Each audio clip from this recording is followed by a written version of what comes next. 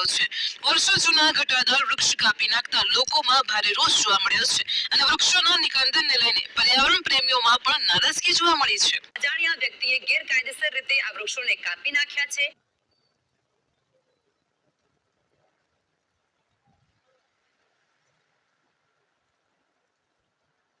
વિભાગને જાણ પણ કરવામાં આવી છે।